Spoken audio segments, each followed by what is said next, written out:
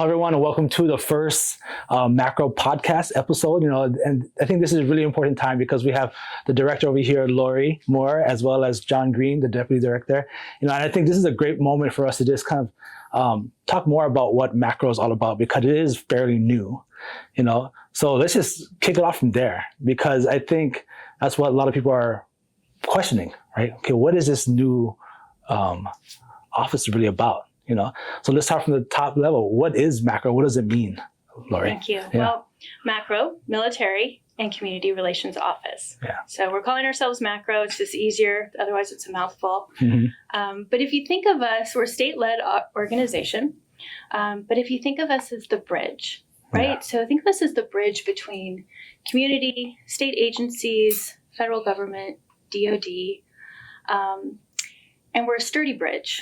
So we can handle some tough conversations. Yeah. And we've got several pillars. I mean, this is how we've kind of, thought about it and explained it to others. But, several pillars. And maybe those pillars include things like education, workforce development, economic development and benefit, kind of mutual benefit. What are those areas in which we can work together as a state, as a community, DOD, military, to really make Hawaii even better than it is. Yeah.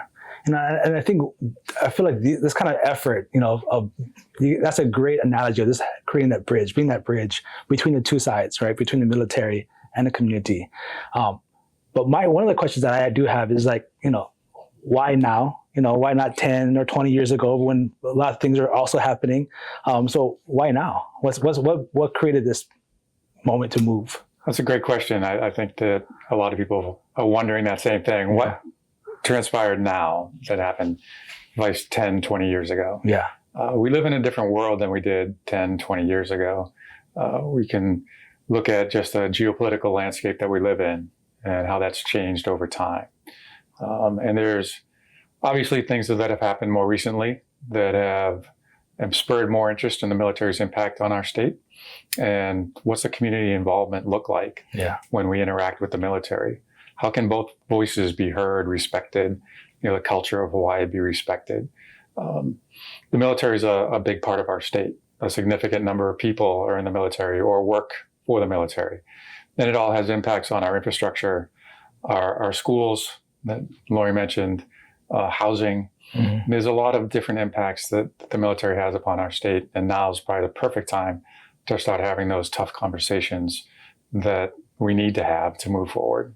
Okay, so speaking of tough conversations, obviously, when it comes to the military and the community, there are a lot of issues, a lot of tension, a lot of disagreements, as well as also agreements, working together. But when it comes to those tough conversations, how do you approach it, when they do come up, which they will? Yeah, definitely. Yeah. And they are coming up and they have come up and they should come up. I think that's key is that we've got to be willing to talk about things and we've got to be willing to listen and listen in a way that, people are receptive. People want to act and want to help. I think that from the standpoint that, we have to acknowledge the military's presence here and we have to acknowledge the history that comes with that. Yeah. Right. And we have to be willing to move forward together kind of mutually. I believe personally that the military has a role to play here in Hawaii, and it's an important role. Yeah. And I think, macro is here to facilitate, I think, as we move forward, those tough conversations, but also facilitate community coming together. Yeah. At some point, we talk about military and we talk about community. And at some point, I would love for us just to talk about community. Yeah. Because we're all actually one and working to make Hawaii better, working to make our communities better, working to make our schools better, our economic, development improvements. Yeah. And we're working to make our nation better. And so, I think that when we enter those conversations, it's got to be with humility.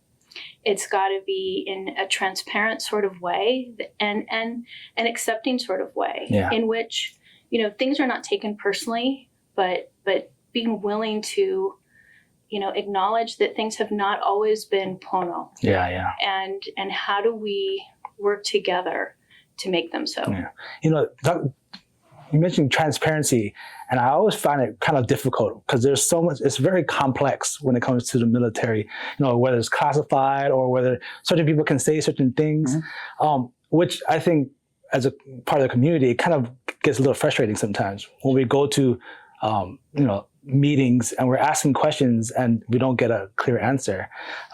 So how do you ensure transparency in those moments? Because that's a difficult thing. I think we have to be respectful of the fact that there are things that can't be discussed from the military's perspective.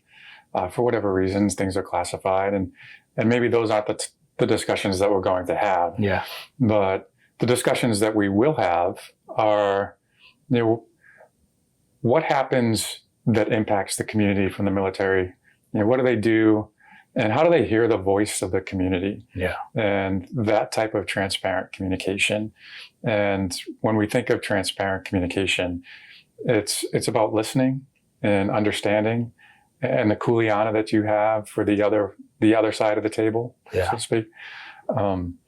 And basically, how do you take that message and move forward? Right? So there are things that the military won't be able to discuss. They'll probably never be able to discuss with your average citizen. But that doesn't prevent us from having conversations from maybe an operational procedural type of manner from the military, like what are you doing? And then trusting the military that the answers are truthful. Yeah. That what they hear from the community, they can act upon if it's something they can act upon. And we realize that there is that mutual benefit in their action. We have to identify where those areas of mutual benefit lie so that we're not asking for something that we know will never happen. But if we understand that there's a partnership involved between the community and the military, then I think we can move forward with those conversations and that sense of transparency in the communication. Right. And I think to John's point too about the partnership, when we're talking about transparent communications and partnering, it's not about messaging, right? It's about dialoguing. Yeah. And I feel like there's a really recent movement on behalf of all of our citizens to begin dialoguing as opposed to, military or others messaging. And I think that's such a distinct difference. And when it comes to transparency, that's, for me, very important. Yeah. Given both of your backgrounds, I saw the resume. There's a lot that you have both been involved with, from all different types of levels. What drew you to take on this bridge, right? Because it is it's a big decision, it's a tall order for both of you to be leading, So, John, I'll start with you. What led you to be like, I want to be part of this? If you don't mind, I can go back 30 something years. So I'm a Navy reservist. I've been in the Navy for over 31 years, either active duty or reserve. And I never had any intention of coming to Hawaii. I can remember when I was in submarine school and I selected where I wanted to go. It was all on the East Coast. I was born and raised on the East Coast. And when it came time to be kind of told where you're going, they said, you're going to Pearl Harbor, Hawaii. And the submarine I served on was the USS Kamehameha. And I had no idea who Kamehameha was at that time. I was very young. Didn't know much of Hawaiian history and didn't realize the significance. And I kind of felt, maybe as time went on, that maybe Hawaii is home for me. Mm-hmm. And that led me into different directions. Before I worked here, I focused more on our economic development and how local businesses and local workforce can be a part of our military sector of Hawaii's economy.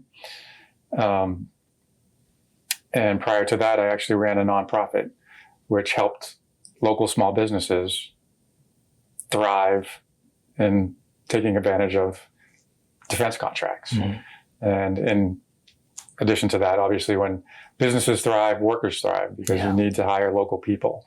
So what drew me to this was the feeling of how do we benefit our local people, knowing that the military is here and is going to be here for a long time. And there are significant impacts they have upon our state. Yeah. How do we make sure there's that mutual benefit moving forward? Yeah. What about you, Laurie? What did you hear? So I mean, as you know, lived here for almost 25 years, and this is home, right? And I think you also understand that I have like a great appreciation and quite frankly, a love for the Hawaiian culture.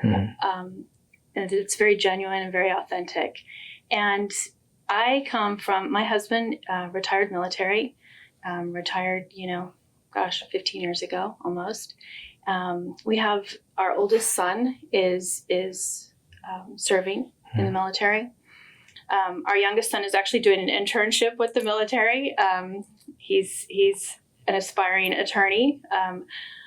But so I would like to say that I can somewhat relate to, I think, both sides. If we have to call it sides, both sides.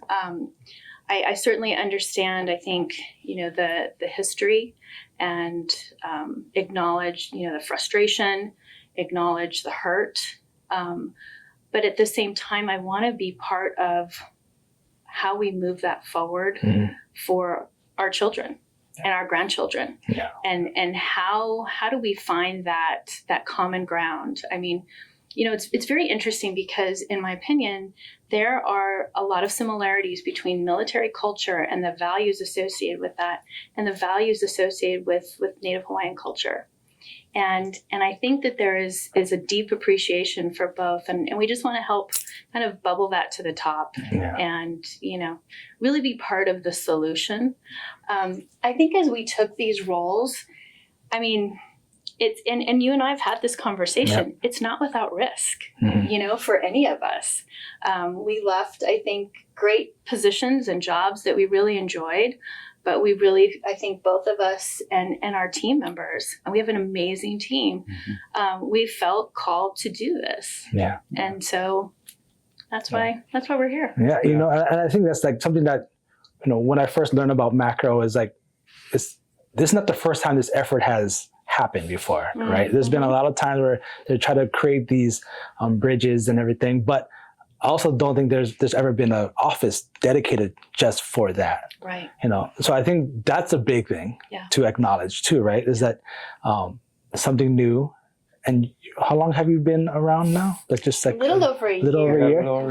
So it's going to take. We all know, like, whenever you create relationships and create this, because as you mentioned, right, there's a lot of distrust that has happened, a lot of hurt, a lot of pain. Such as like when it comes to land use, when it comes to practices of how they use the land and so forth, which are topics that I believe we're going to be discussing as well. And how important is it for you to get this information out to the public, to the community, as well as to the military community, so that they're seeing both sides and that they're understanding the unique landscape that we're dealing with in Hawaii, I think a lot of that actually goes back to what drew us to this, and Laurie kind of alluded to it. It's that we have family here. We raised family here in Hawaii, and Hawaii is our home, and we care about it. When you talk about land use, we care about our land, and land is sacred, right, to our Native Hawaiian population, as it is to a lot of us. We consider the land to be sacred and something that shouldn't be violated, and we respect how people nurture that land and take life from that land. And as you mentioned, there can be a lot of discord when it comes to the military, because when we think of the military, there's the impression of bombing all of our land, and it's almost sacrilegious because the land is sacred. What happens to the land? I think we also have to understand that the military is part of this community. If we look at installations, they have the same concerns that many other towns have when we think about land, and we think about land management and how the military stewards that land. And what we can say is that there are positive ways that the military stewards our land. Obviously, there are ways that many people think that they don't provide that good stewardship to the land. And that's one of our challenges as well, is to identify ways that there are benefits to having military here. Maybe they can devote more resources than our state can or private industry can. Because we have to acknowledge that the federal government has a lot more money than our state government does, and they can devote a lot more resources and a lot more people to steward that land and take care of it. Always with the acknowledgement that the land is precious, and taking care of that land is very important. I think that's how we have to move forward, is respecting what our culture here in Hawaii values and how our military can support those values. And finding that balance too between training and conservation, and cultural access. And we think that's possible. And those are conversations that we look forward to having with, military and community leaders. But we think that there is a way forward there. And, while we think this is very unique to Hawaii, this is something that you see across our nation with military land use, and it's not unusual for communities to have these conversations. And so we recognize, the importance of military here in Hawaii. We recognize the importance of operational readiness and training, and we recognize the importance of cultural access and conservation. And so we'll be, working with many partners, many stakeholders to find solutions to what's a really tough issue. When it comes to, macros being this bridge between the military and the community, how do you go about creating those relationships? Because sometimes you do need that person to kind of bring the people together and to have these difficult discussions, to find a common ground in some way.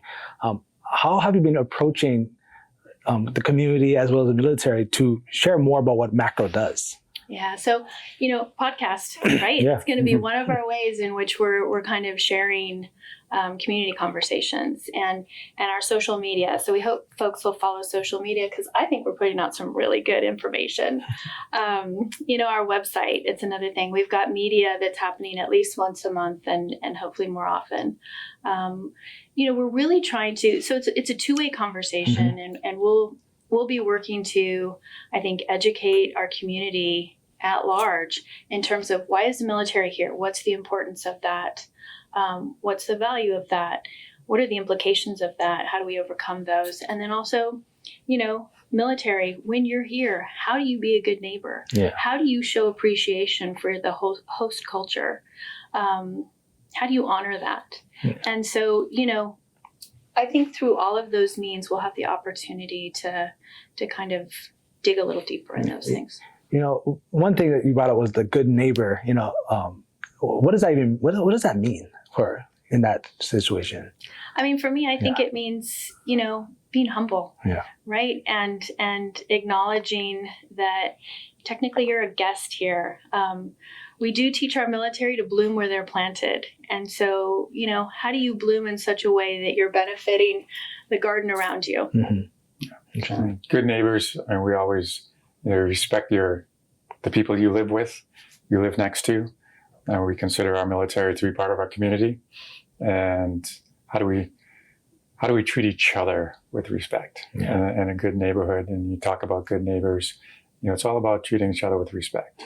I've heard this analogy that Hawaii is like the tip of the spear, right? And one thing and there's people who agree with that, but also kind of walk that fine line of like, I'm not sure if that's a good thing, and how do you bring that, like, to be a little more like, what can I say, like understandable, like, and that it's okay to have that fine line, so how do you approach that? I mean, I can see why people say that. We hear F-22s fly over constantly. We understand that there's a big military presence. We see it, we hear it. And we also understand the world we live in.